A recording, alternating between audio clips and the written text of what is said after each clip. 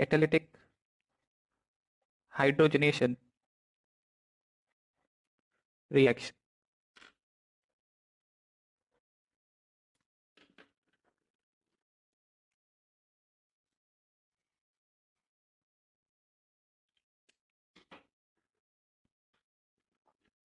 The general reaction is, so if we have a double bond and इसको हम हाइड्रोजनेट करते हैं. हाइड्रोजनेट करने का मतलब हाइड्रोजन का एडिशन. हाइड्रोजनेशन मतलब हाइड्रोजन का एडिशन. कैटालिटिक हाइड्रोजनेशन है तो एक कैटलिस्ट भी लेना होगा और यहाँ पे कैटलिस्ट होगा निकल. तो निकल का मेटल सरफेस होगा एंड उसके प्रेजेंस में हाइड्रोजन का एडिशन होगा डबल बॉन्ड पे और हमें प्रोडक्ट मिल जाएगा अल्केन. अगर इसकी जगह एक अल्काइन होता that is a triple bond and इसमें हम H2 इन प्रेजेंस ऑफ निकल ऐड कर दें तो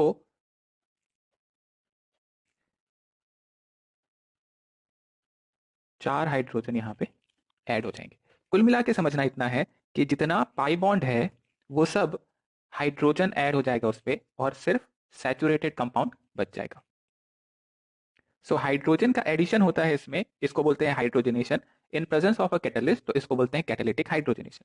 सो सीधे सीधे आप ध्यान देंगे अगर थोड़ा सा, तो अगर एक पाई बॉन्ड है देखिए तो 2 हाइड्रोजन का एडिशन हो रहा है. अगर 2 पाई बॉन्ड है यहाँ तो 2 पाई बॉन्ड पे हम देखते हैं that there is addition of 4 hydrogen. तो हम यहाँ से अपने रिएक्टेंट के अमाउंट से कितना हाइड्रोजन कंज्यूम हुआ उससे हम निकाल सकते हैं कि कितने पाई बॉन्ड थे. जैसे कि मान लीजिए आप 1 मोल रिएक्टेंट लिए और इसमें आपको पता चला कि 1 मोल हाइड्रोजन यूज हो रहा है. तो अगर 1 मोल रिएक्टेंट पे 1 मोल H2 यूज हो रहा है दैट मीन्स 2 हाइड्रोजन यूज हो रहे होंगे, 2 हाइड्रोजन के एटम्स. तो पर मोल आप पर 1 मोल रिएक्टेंट पे अगर 1 मोल हाइड्रोजन यूज हो रहा है इसका मतलब 1 पाई बॉन्ड है. अगर 1 मोल रिएक्टेंट पे 2 मोल हाइड्रोजन यूज हो रहा है इसका मतलब 2 पाई बॉन्ड है. यानी कि जितने मोल H2 गैस यूज हो रही होगी पर मोल ऑफ रिएक्टेंट उतने ही मोल उतने ही पाई बॉन्ड हमारे रिएक्टेंट में इनिशियली होने चाहिए. ये एक इंपॉर्टेंट चीज है, यहां से पता चलता है कि पाई बॉन्ड कितने हैं और हम इस पाई बॉन्ड को आइडेंटिफाई करने के लिए हाइड्रोजनेशन रिएक्शन का यूज करते हैं. एक और इसका एप्लीकेशन है तो एक और एग्जांपल से समझें. लेट्स से हमारे पास अल्कीन है ये और हाइड्रोजनेट कराया इसको हमने. सो प्रोडक्ट क्या मिल जाएगा? अब पाई बॉन्ड की जगह हाइड्रोजन ऐड हो जाएंगे इधर और आपको अल्केन मिल जाएगा. नाउ ध्यान देने की बात यह है कि जो कार्बन का स्केलेटन था, कार्बन का स्केलेटन यानी जो हमारे पास 1 2 3 4 5 एंड 6 ये जो चेन था वो वैसे का वैसा रहता है. That is skeleton of the compound remains same, only the pi bond is removed. तो कार्बन स्केलेटन से हम ये देख सकते हैं कि हमारे इनिशियल रिएक्टेंट का कार्बन स्केलेटन क्या रहा होगा. फिर हमें पाई बॉन्ड का आइडेंटिफिकेशन पता चल जाता है. फिर बस एक चीज बच जाती है कि पोजीशन ऑफ पाई बॉन्ड क्या था और पोजीशन ऑफ पाई बॉन्ड पता करने के लिए हम नेक्स्ट रिएक्शन पे चले जाते हैं that is ozonolysis reaction. Okay, तो आप अगर देखें तो जब 3 रिएक्शन हम पढ़ रहे हैं, पहला रिएक्शन जो था दैट वाज मोनोक्लोरिनेशन, वो बताता था type of hydrogen and carbon. Second catalytic hydrogenation, ये हमें बता रहा है पाई बॉन्ड के बारे में और कार्बन के स्केलेटन के बारे में. तीसरा पोजीशन ऑफ पाई बॉन्ड अगर आपको चाहिए तो उसके लिए फिर हम ओजोनोलिसिस यूज करते हैं. तो ये 3 तरीके की रिएक्शन हम लोग यहाँ स्ट्रक्चर आइडेंटिफिकेशन में बात करते हैं. खैर वापस आते हैं टॉपिक पे. तो हम यहाँ देख रहे हैं कार्बन का स्केलेटन रिमेन्स सेम, स्केलेटन में कोई चेंज नहीं हो रहा. देन पाई बॉन्ड कितने हैं वो हम हाइड्रोजन कितना यूज हो रहा है उससे प्रेडिक्ट कर सकते हैं. तो इनको वर्ड्स पे लिख लेते हैं हम, यहां तक नोट करें.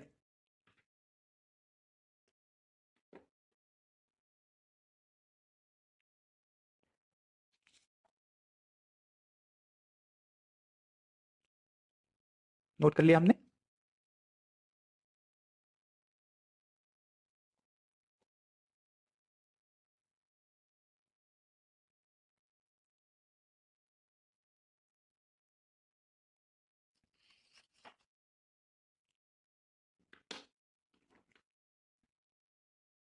Then write down characteristics.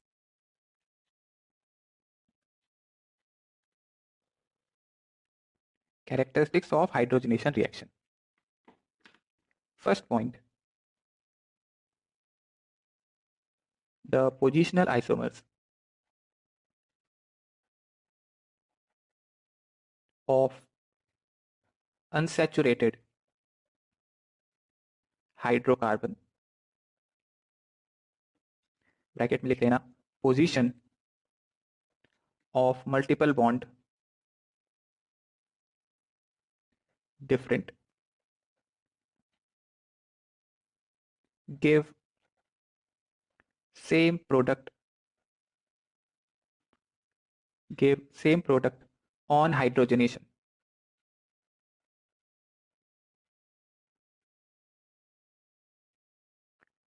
By this reaction,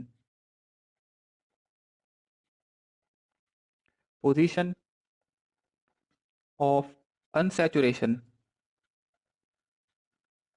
position of unsaturation का मतलब मल्टीपल बॉन्ड का position, can not be identified.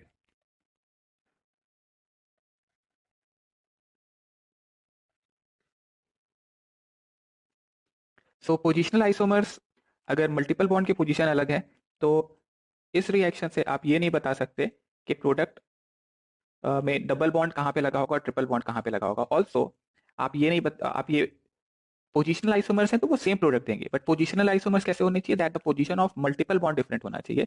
Substituent का पोजीशन अगर डिफरेंट हो गया तो वो पोजिशनल आइसोमर्स अलग अलग प्रोडक्ट दे रहे होंगे. आगे बात करूंगा मैं इसे एग्जांपल से, पहले हम नोट कर लेंगे. If the unsaturated hydrocarbon has only one pi bond, then product increase in number of hydrogen atoms is 2. That means अगर हमारे अनसैचुरेटेड हाइड्रोकार्बन में सिर्फ एक पाई बॉन्ड है तो प्रोडक्ट में 2 हाइड्रोजन इंक्रीज हो जाएंगे. होना भी चाहिए था, क्योंकि रिएक्शन में अगर आप देखें, if there is 1 pi bond then on hydrogenation 2 hydrogen increase हो जाएंगे, यानी कि रिएक्टेंट में जितने हाइड्रोजन थे उसके कंपैरिजन में 2 हाइड्रोजन बढ़ जाएंगे. तो आप सेम पैटर्न लगा सकते हैं कि अगर यहाँ पे 2 पाई बॉन्ड होते तो 4 हाइड्रोजन इंक्रीज हो जाता, अगर यहाँ पे 3 पाई बॉन्ड होते तो 6 हाइड्रोजन इंक्रीज हो जाता, and so on.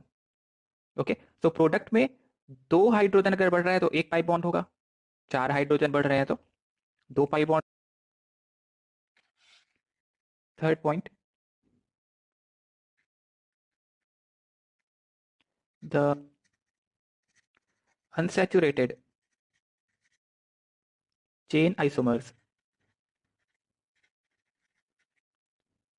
give different product on hydrogenation.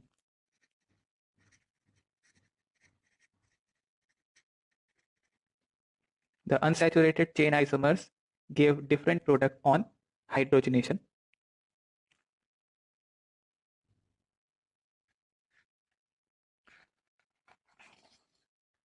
Then fourth point,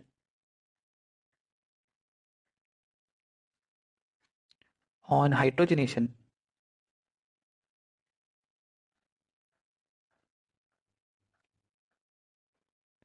the carbon skeleton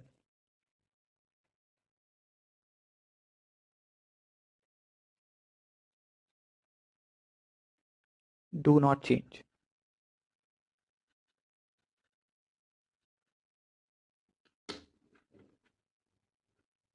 Fifth point, the cis trans isomers give same product on hydrogenation.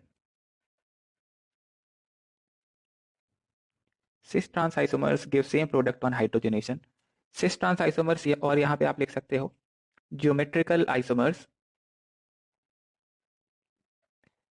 They give same product on hydrogenation. And sixth point लिख लेंगे, the number of moles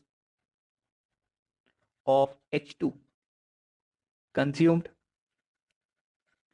per mole of reactant gives the number of pi bond in the reactant. So the number of moles of hydrogen consumed per mole of reactant gives the number of pi bond in the reactant. एक मोल reactant late से consume कर रहा है n moles of H2, तो इससे आप ये कह सकते हो that we have n pi bonds. ये n पाई बॉन्ड्स जो होंगे ये कार्बन कार्बन के बीच में होंगे इन रिएक्टेंट, बिकॉज जो पाई बॉन्ड रहे होंगे वही हाइड्रोजनेट हुए होंगे, और उसके लिए जरूरी है that the pi bond should be carbon carbon pi bond.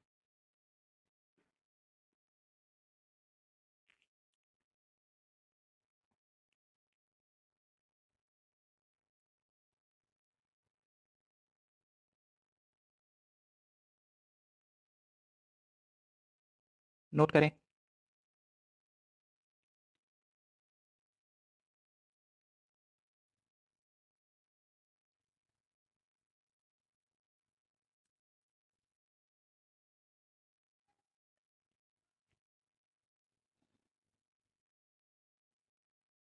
Okay, then एक एग्जांपल लिखते हैं हम यहाँ इससे रिलेटेड।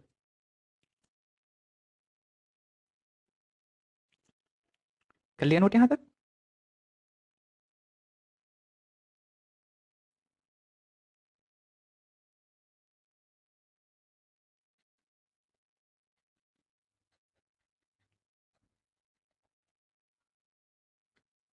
एंड दूसरा है हमारे पास product reactant, sorry.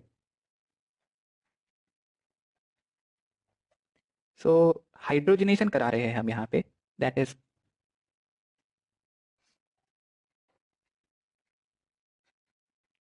Draw the product in both cases.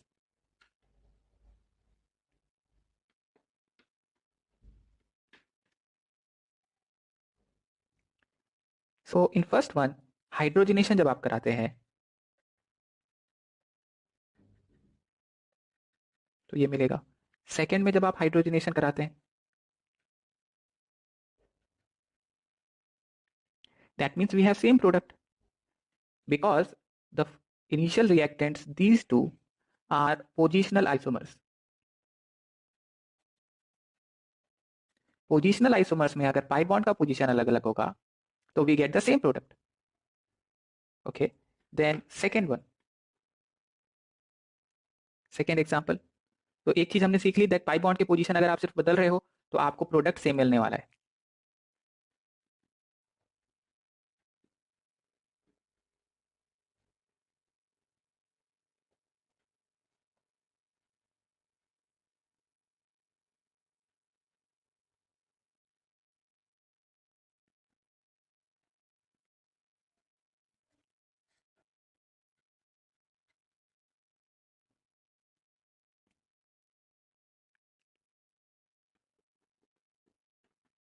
Again draw the product.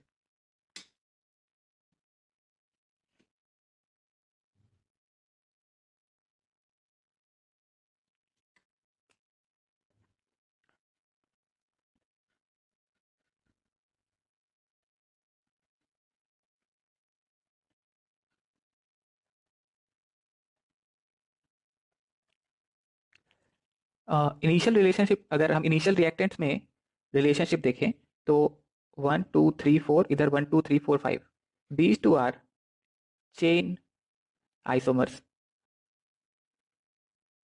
Chain isomers होंगे अगर, तो हाइड्रोजनेशन के बाद we get different product, clearly यहाँ पे देख सकते हैं आप। Then third example.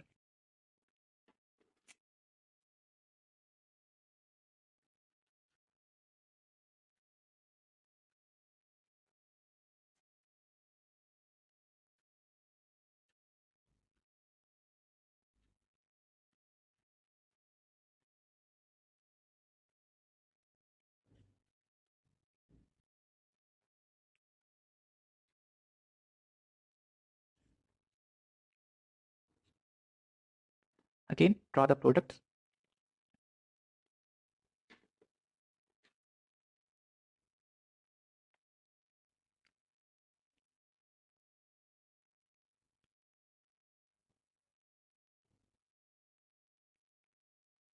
तो देखो, करना आपको क्या है, H2 इन प्रेजेंस ऑफ निकल में पाई बॉन्ड की जगह आपको 2 हाइड्रोजन ऐड करा देने हैं। तो प्रोडक्ट मिल जाएगा यहाँ CH3, सेकेंड पे हो जाएगा CH2, थर्ड पे देखें CH2 एंड C2H5, अगले वाले पे देखेंगे CH3, again CH2 and C2H5। तो सेम प्रोडक्ट यहाँ आ रहा है। अगर फर्स्ट और सेकेंड में आप रिलेशनशिप देखना चाहते हो तो फर्स्ट में दोनों हाइड्रोजन सेम साइड लगे हैं, इसको आप कह सकते हैं सिस आइसोमर, एंड यहाँ पे हाइड्रोजन अपोजिट साइड लगे हुए हैं, तो ये ट्रांस हो गया। Cis trans isomer are geometrical isomers are stereo isomers. Structural isomer तक अभी हमने पढ़ा है, आगे चल के जब हम स्टीरियो आइसोमर पढ़ेंगे तब आपको ये अच्छे से क्लियर हो जाएगा। तो कुल मिला के इतनी सी बात थी कि सिस ट्रांस आइसोमर में सेम प्रोडक्ट अपने को मिलते हैं। बिकॉज सिस ट्रांस आइसोमर में क्या होता है, position of pi bond same रहेगा, सिर्फ ओरिएंटेशन अलग होगा। यहाँ हाइड्रोजन सेम साइड थे, एक में हाइड्रोजन अपोजिट साइड थे, बस इतना अंतर था, तो सिस ट्रांस आइसोमर बन गया, उनमें सेम प्रोडक्ट आएगा।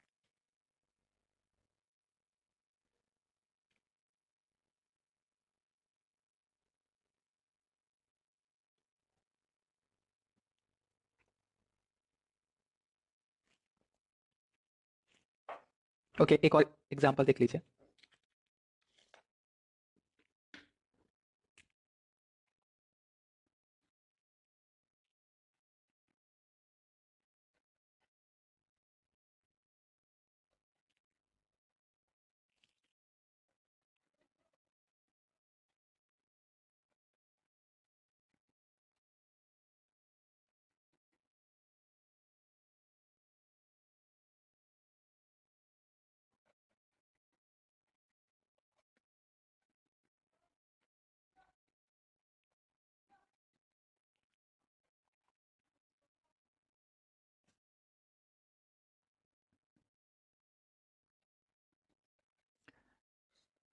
हाइड्रोजनेशन पे ड्रॉ द प्रोडक्ट।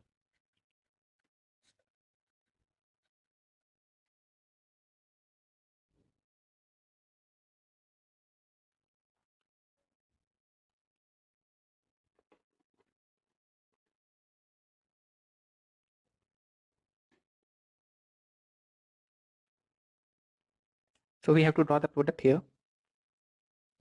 प्रोडक्ट बनाओ, फिर एक पॉइंट है यहाँ पे इंटरेस्टिंग इस एग्जांपल से जो हम समझेंगे।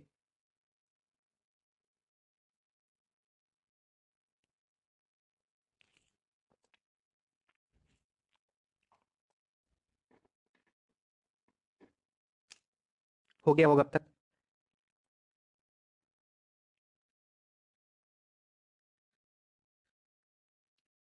सेकेंड,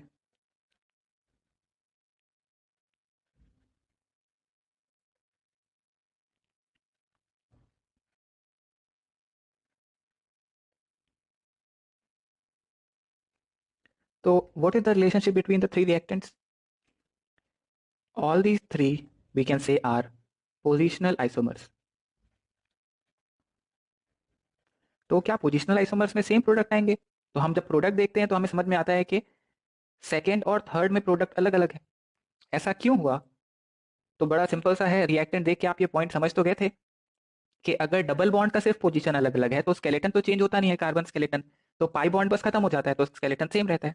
लेकिन अगर पोजिशनल आइसोमर में आप सब्सटीट्यूएंट के पोजीशन को चेंज करके पोजिशनल आइसोमर बना रहे हैं तो उस केस में स्केलेटन चेंज नहीं होगा, तो पोजीशन जो CH3 का था वो डिफरेंट हो जाएगा, और जब पोजीशन ऑफ CH3 अलग होगा तो प्रोडक्ट्स अलग अलग हो जाएंगे। तो पोजिशनल आइसोमर से सेम प्रोडक्ट आपको तभी मिलेगा जब position of pi bond change हो रहा हो सिर्फ। अगर आपने सब्सटीट्यूएंट के पोजीशन को चेंज करके पोजिशनल आइसोमर बनाया है तब आपको डिफरेंट प्रोडक्ट मिलेंगे। तो आप चाहो तो इस पॉइंट को लिख सकते हो सकता है काम आ जाए कभी। If the positional isomers are due to different position of substituent, then different product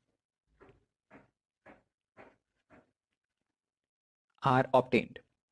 और अगर आपसे पूछे कि इन प्रोडक्ट में क्या रिलेशनशिप होगा, तो that is clearly, if you can see, these two products are positional isomers. तो प्रोडक्ट में भी पोजिशनल आइसोमर हो जाएंगे अगर पोजिशन ऑफ सब्सटीट्यूएंट रिएक्टेंट में अलग अलग था।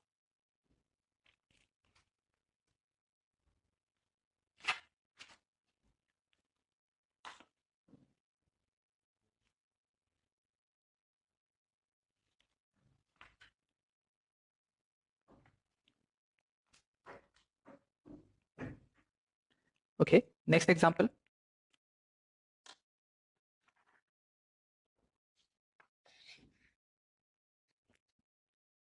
एक कंपाउंड है X जो कि एक अल्कीन है। On hydrogenation of this alkene we get product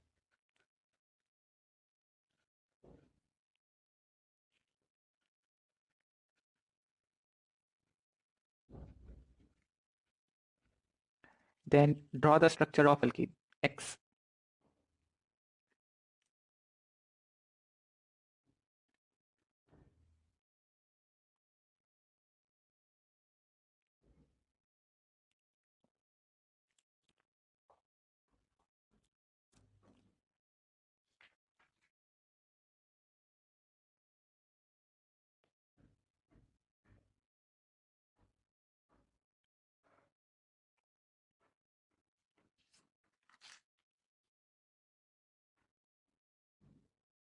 हो गया।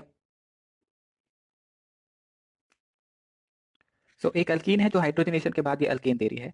तो इसमें आपने देखा कि कौन कौन से पोजीशन पे डबल बॉन्ड हो सकता है। तो एक बार आपने यहाँ डबल बॉन्ड लगाया तो आपको समझ में आएगा कि सेंटर में कार्बन पे 5 हो गए, कार्बन के 5 बॉन्ड नहीं हो सकते। देन एक ही पॉसिबल केस बनता है, तो this should be the alkyne and that will be the answer.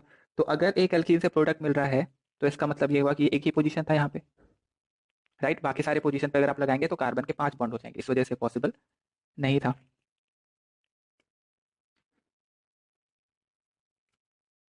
एक और एग्जाम्पल देखें, नोट करिए जल्दी से।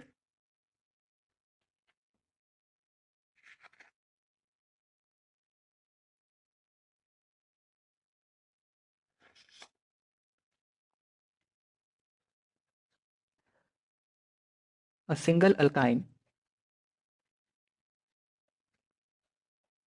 on hydrogenation gives product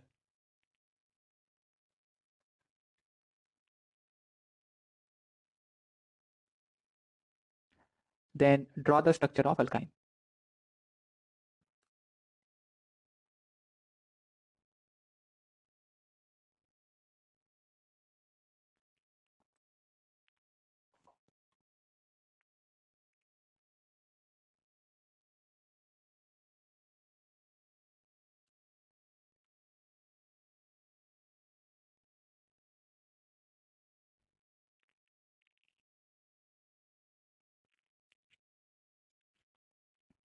okay, so alkyne हमें बनाना है।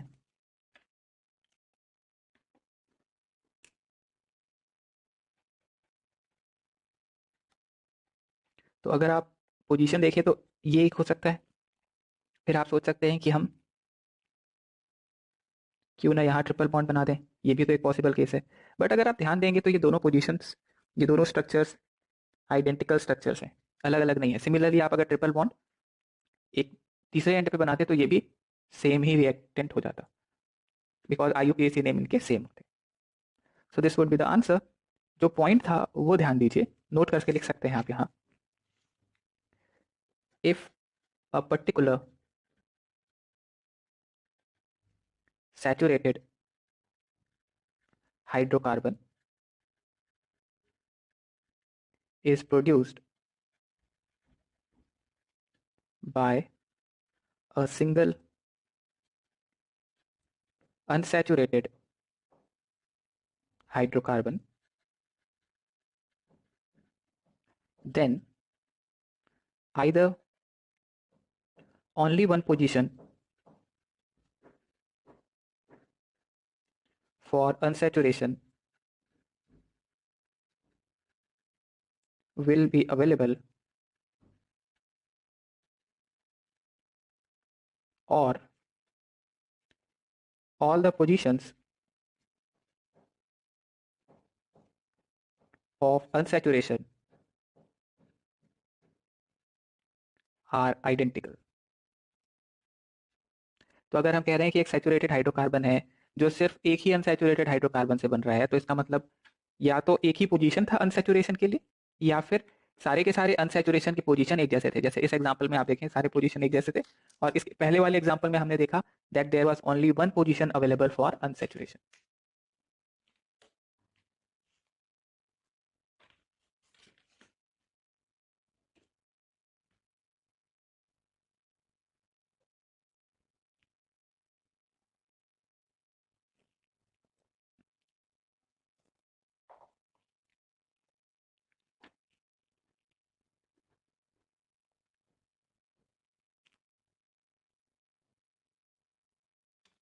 ओके, एग्जांपल लिखते हैं एक, फिर सॉल्व करिए। तो एग्जांपल है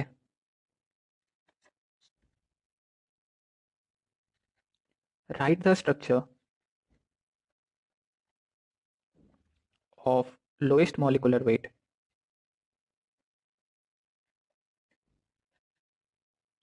alkene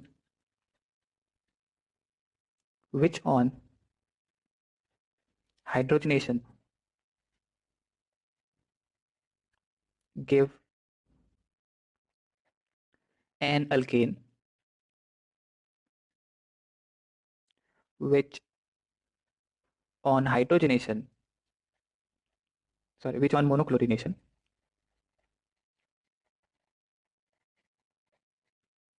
give four types of product. Write the structure of lowest molecular weight alkene which on hydrogenation give an alkane, and तो alkane on hydrogenation gives four type of product.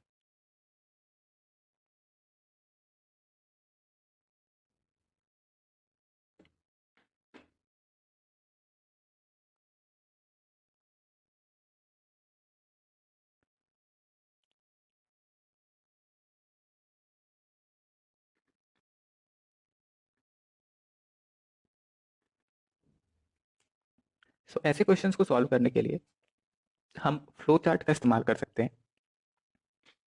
पहले हम लिख लेते हैं। तो लोएस्ट मॉलिक्यूलर वेट अल्कीन है हमारे पास में, इसको हाइड्रोजनेट किया हमने,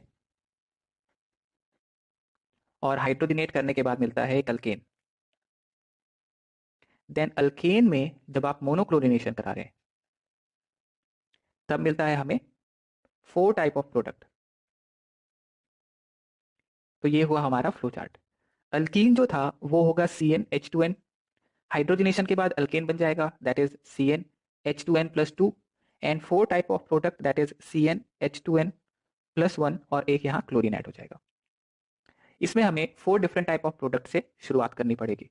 आप ऐसे समझें कि अल्कीन जो है वो लोएस्ट मॉलिक्यूलर वेट चाहिए, इसका मतलब स्मॉलेस्ट अल्कीन चाहिए। सबसे छोटा क्या अल्कीन बना सकते हैं जो 4 मोनोक्लोरो जिस जो हाइड्रोजनेशन के बाद अल्केन दे, जो कि क्लोरीनेशन के बाद 4 मोनोक्लोरो प्रोडक्ट दे। तो स्मॉलेस्ट अल्केन जो पॉसिबल था जिसमें 4 मोनोक्लोरो प्रोडक्ट होगा वो ये होगा, बिकॉज इसके अंदर में 4 टाइप्स ऑफ हाइड्रोजन थे,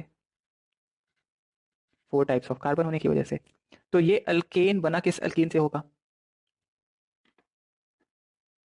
तो ये बना हो सकता है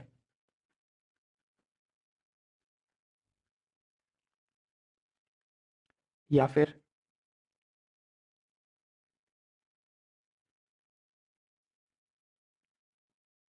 और तीसरा एक पॉसिबिलिटी होगा,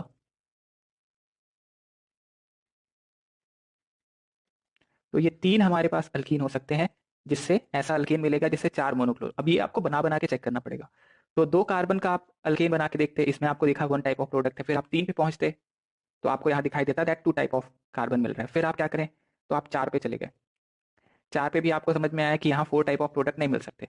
फिर आप 5 पे जाएंगे, फिर आप इसके अंदर में ब्रांचिंग करके देखिए। तो जब आप ब्रांचिंग करेंगे तो आपको दिख जाएगा यहाँ पे कि there are 4 types of carbon, अगर हम एक कार्बन ऊपर लगा दें।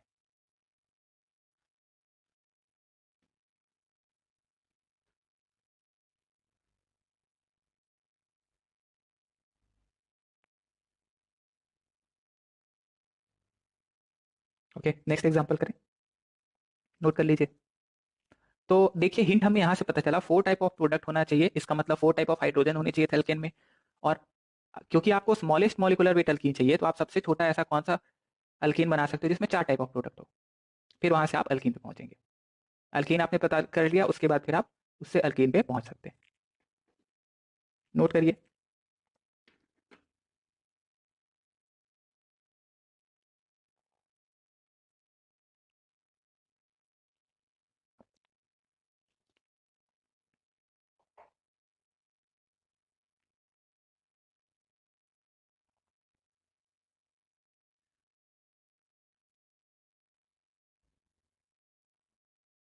नेक्स्ट एग्जांपल लिखिए।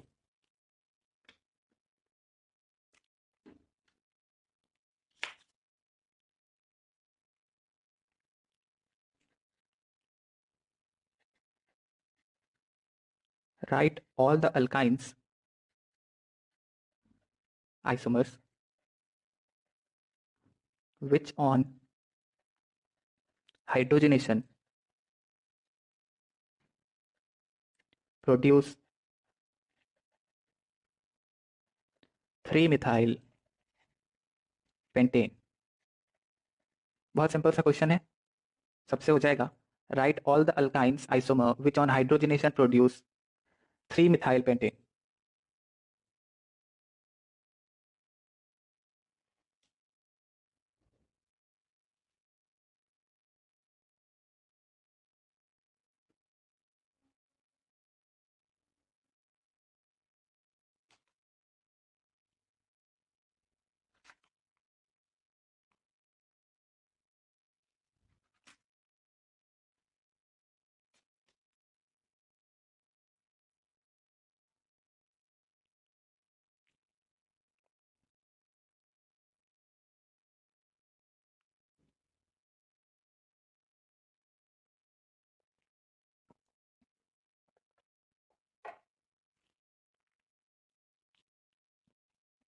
ओके, हो गया ये। सो एक अल्काइन है जो कि हाइड्रोजनेशन के बाद क्या प्रोड्यूस करता है, 3 मिथाइल पेंटेन। 3 पे मिथाइल लगा दिया मैंने। पूछता है ये कौन से अल्काइन से बन सकता है या कितने अल्काइन से बन सकता है। एक ये हो जाएगा, इसके अलावा और कोई पॉसिबिलिटी है क्या। तो आप ट्रिपल बॉन्ड यहाँ लगा के देखिए, तो आप देख पाएंगे सेंटर कार्बन पे 5 बॉन्ड हो गए, तो पॉसिबल नहीं है, यानी कि एक ही अल्काइन पॉसिबल होगा।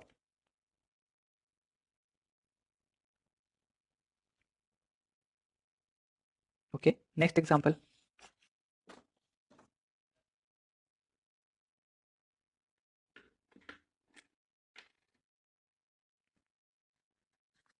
Identify the isomer of octet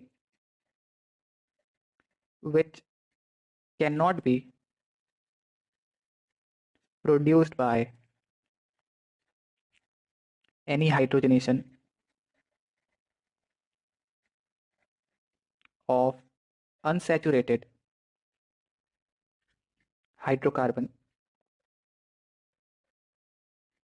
Also write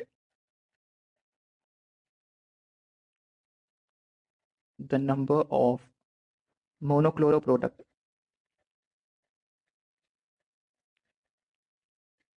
of this alkane isomer.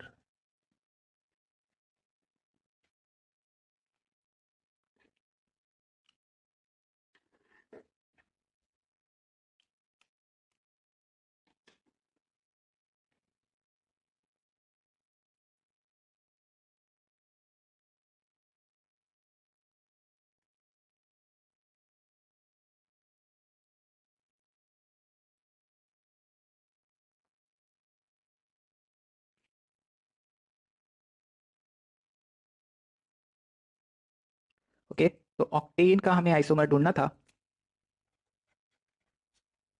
जो कि हाइड्रोजनेशन से प्रोड्यूस ना हो सके।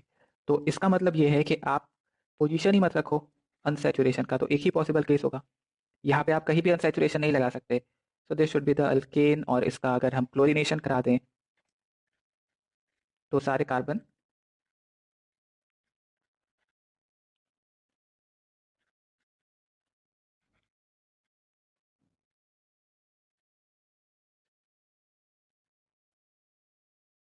CH2Cl, so there is only one product here। Centre carbon पे हाइड्रोजन नहीं लगा हुआ, तो यहाँ मोनोक्लोरिनेशन नहीं हो सकता।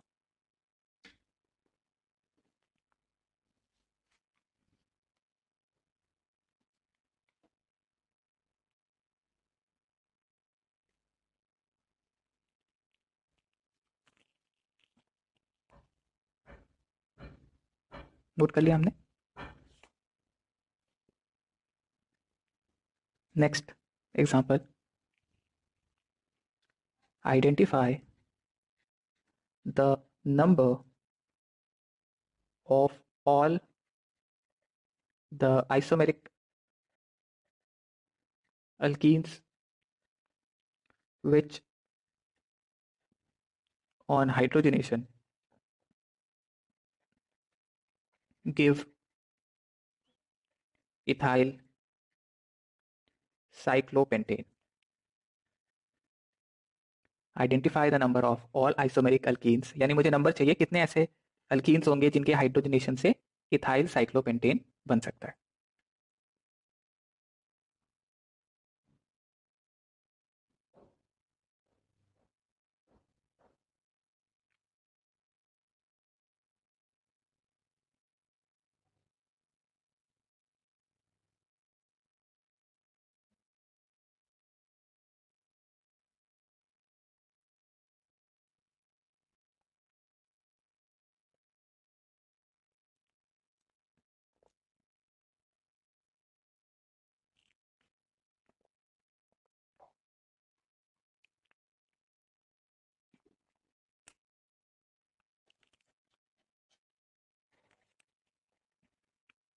So alkene on hydrogenation should give ethyl cyclopentane।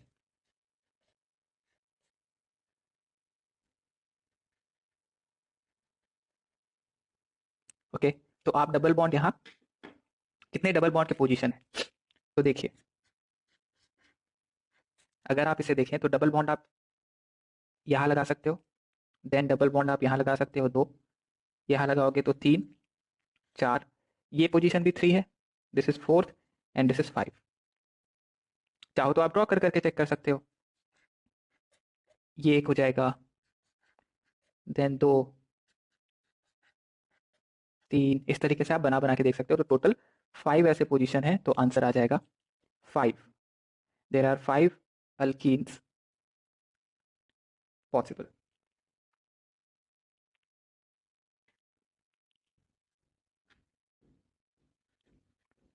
Right all the isomers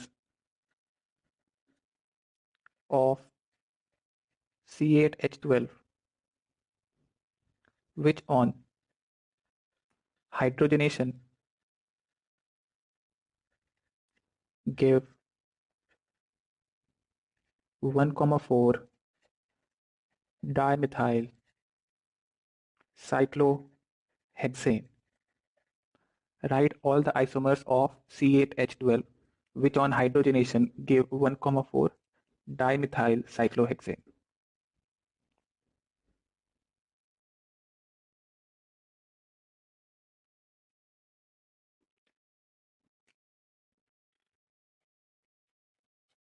तो हमारे पास है C8H12। सबसे पहले इसका DU निकाला हमने, तो 8 + 1 - 12/2, दैट इज 3। अब इस कंपाउंड का जब आप हाइड्रोजनेशन करा रहे हो तो आपको मिलता है 1,4 डाइमिथाइल साइक्लोहेक्सेन। बना लो इसको, 1,4 डाइमिथाइल साइक्लोहेक्सेन, ये होना चाहिए। DU आपके रिएक्टेंट में 3 था, प्रोडक्ट में DU आ गया 1, यानी कि 2 DU जो है वो अल्कीन के फॉर्म में, सॉरी, 2 DU जो है वो पाई बॉन्ड के फॉर्म में चला गया होगा। रिंग के अंदर में ट्रिपल बॉन्ड नहीं हो सकता, इस बात का ध्यान रहे आपको। तो अब आप पॉसिबल केसेस बनाना शुरू करो। तो क्या क्या अल्कीन बना सकते हैं? एक तो आप ये कह सकते हो डबल बॉन्ड एक यहाँ रहा होगा, एक यहाँ रहा होगा, DU3, देन डबल बॉन्ड इधर 3। अगर आपने ये सोच लिया कि ये भी बना लेते हैं, तो दिस स्ट्रक्चर इज, मैं बता दूं, this structure is not possible. Reason ये है कि अगर ये कार्बन पे 2 पाई बॉन्ड हो गया तो इट बिकम्स sp हाइब्रिडाइज्ड, और sp हाइब्रिडाइज्ड होगा तो बॉन्ड एंगल 180 डिग्री होना चाहिए, जबकि यहाँ पे आप क्लियरली देख सकते हैं 120 डिग्री है। इस वजह से एडजेसेंट पोजीशन पे पाई बॉन्ड नहीं हो सकते, ये आप क्लियरली समझ लें। देन इसके बाद यहाँ लगाया डबल बॉन्ड, 2 डबल बॉन्ड यहाँ लगा सकते हैं।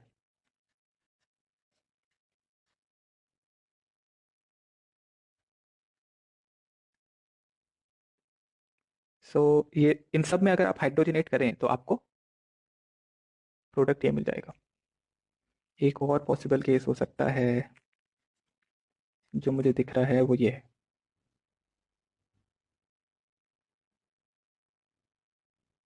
Okay, so these are the possible isomers which on hydrogenation give 1,3 dimethyl cyclohexane. चलो एक सिंपल सा एग्जांपल देता हूँ, ट्राई करो।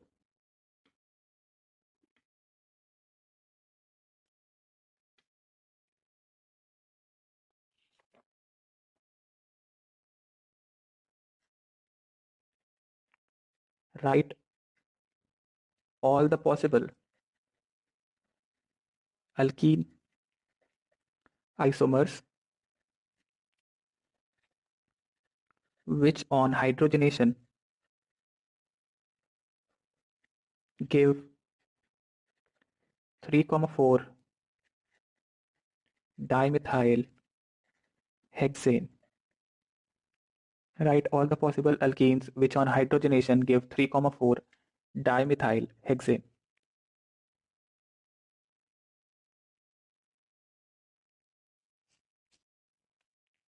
सोचो, पहले आप फ्लो चार्ट बनाओ, पहले आप फ्लो चार्ट बनाओ, देन उसके बाद सोचो क्या पॉसिबल पोजीशंस हो सकते हैं जिन पे आप लगा सकते हो अल्कीन, और बताओ ऐसे कितने पॉसिबल अल्कीन बनेंगे।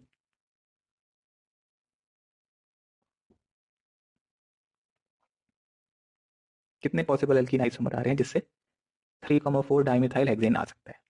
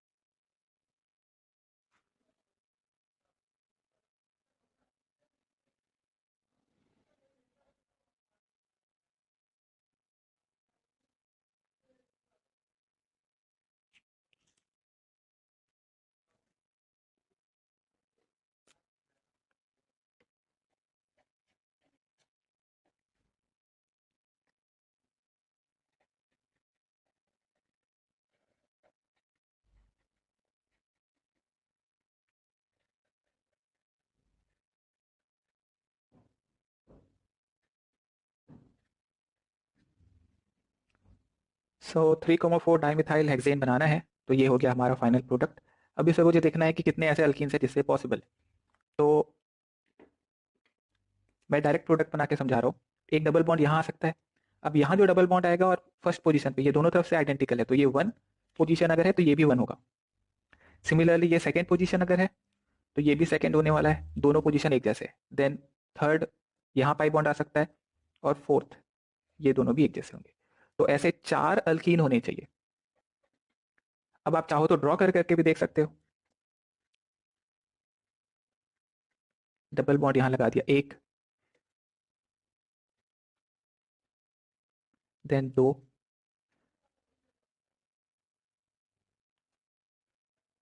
3, and 6 of third 1 2 3 and fourth. So these are the 4 possible cases. 4 ऐसे अल्कीन है जिससे आपको सेम प्रोडक्ट मिल जाएगा because position of pi bond इसमें सिर्फ अलग अलग है.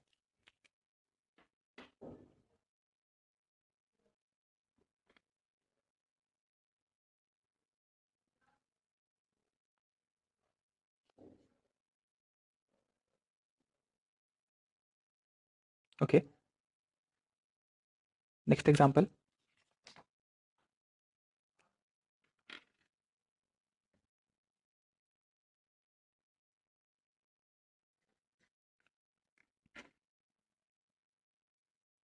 Find the lowest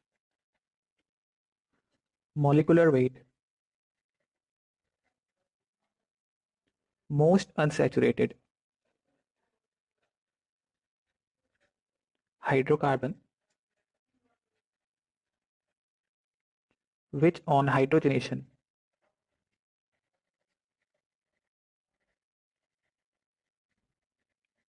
gives such an alkane which on chlorination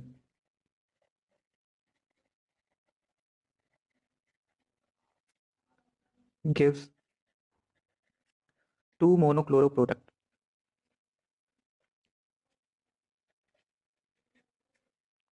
So lowest molecular weight most unsaturated hydrocarbon जो हाइड्रोजनेशन पे एक ऐसा अल्केन देगा जिस अल्केन के क्लोरीनेशन पे 2 मोनोक्लोरो प्रोडक्ट मिलने.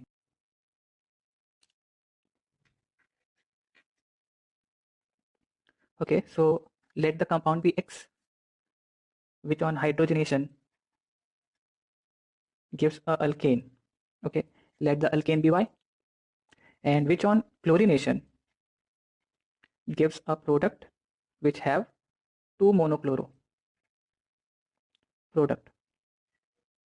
And X जो है वो स्मॉलेस्ट लोएस्ट मॉलिकुलर वेट होना चाहिए. तो लोएस्ट मॉलिकुलर वेट होना चाहिए मतलब बहुत छोटा होना चाहिए.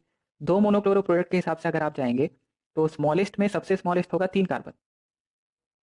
2 मोनोक्लोरो प्रोडक्ट भी आ रहे हैं देखिए, एक और 2 बिकॉज 2 टाइप ऑफ हाइड्रोजन थे.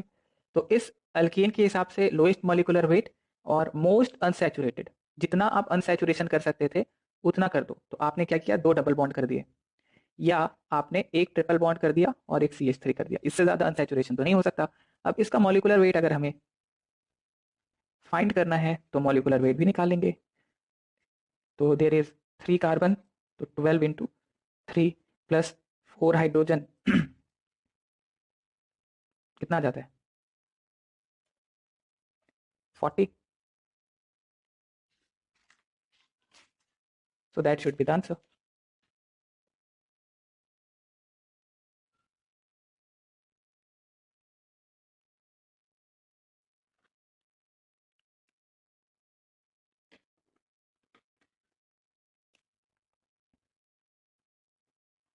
Okay, next example.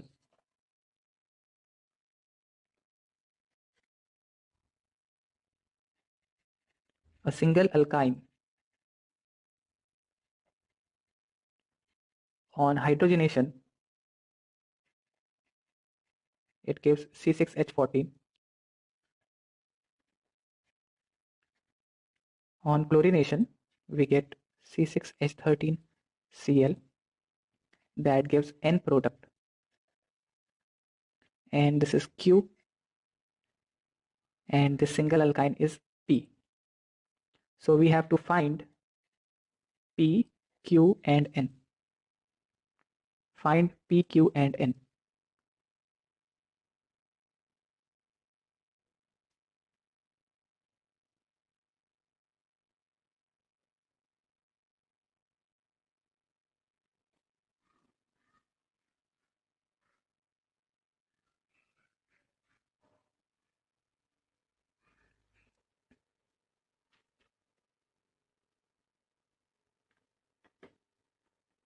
सो हिंट देखो क्वेश्चन में इतना ही दिया हुआ है. अब आपको अपना दिमाग लगाना होगा कि गिवन इन्फॉर्मेशन से आप किस तरीके से सॉल्व करेंगे. तो सिंगल अल्काइन है जिससे C6H14 होना चाहिए, यानी कि अल्काइन जो था उसके हाइड्रोजनेशन के बाद यहाँ पे DU जीरो हो जा रहा है. DU जीरो हो जा रहा है मतलब यहाँ पे कोई भी रिंग नहीं रहेगा. ओके और जो अल्काइन है वो सिंगल है, एक ही ऐसा अल्काइन है जिससे ये प्रोडक्ट आ रहा है, क्यू। तो एक ही अल्काइन वाला कौन सा ऐसा आप बना सकते हो, तो सिंगल अल्काइन वाला एक ही अल्काइन पॉसिबल है C6H14 में, वो ये है। तो इसके हाइड्रोजनेशन के बाद बना होगा अल्केन ये, और इसके क्लोरीनेशन के बाद कितने प्रोडक्ट मिलेंगे, तो देख लो कितने टाइप ऑफ हाइड्रोजन है यहाँ पे, तो 1 2 एंड 3। एक और पॉसिबल केस हो सकता है यहाँ, इसमें अल्काइन का पोजीशन होगा 1, देन हाइड्रोजनेशन के बाद अल्केन बनेगा ये, एंड देन क्लोरीनेशन के बाद number of product will be dependent on type of hydrogen, count कर लो 1 2 3 एंड 4, तो यहाँ आ जाएगा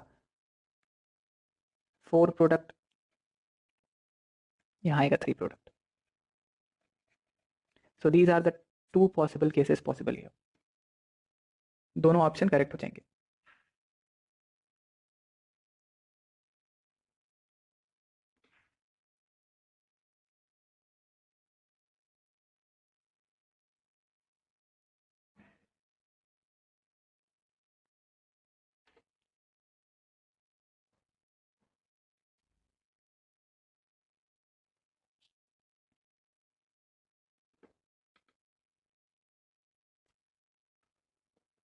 Okay, next example.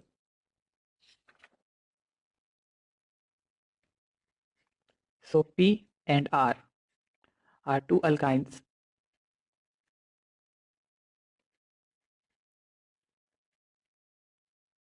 which on hydrogenation gives Q, which is C6H14, which on chlorination gives C6H13N, C6H13Cl, N products.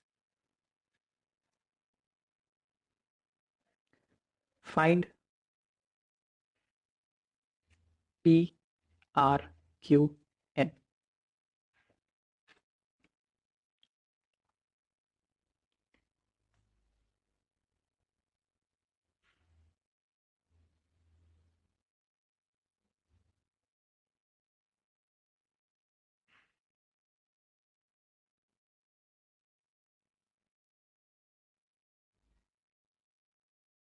सो आपको hint पहचानना है यहाँ पे, और उस हिंट से फिर आपको सॉल्व करना है। जैसे यहाँ पे हिंट देखें तो C6H14 है, अल्केन में 6 कार्बन है, तो अल्काइन में भी 6 कार्बन रहे होंगे, स्केलेटन चेंज नहीं होता, ये भी ध्यान रखना है।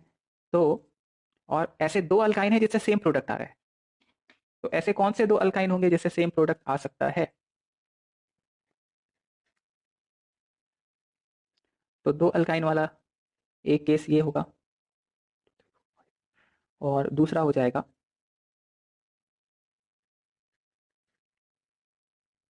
जिनके हाइड्रोजनेशन से अल्केन ये मिल जाएगा, और इसके क्लोरीनेशन पे कितने टाइप ऑफ हाइड्रोजन है देखो, सो दैट इज 5, तो 5 प्रोडक्ट यहाँ पे हमें मिल जाएंगे।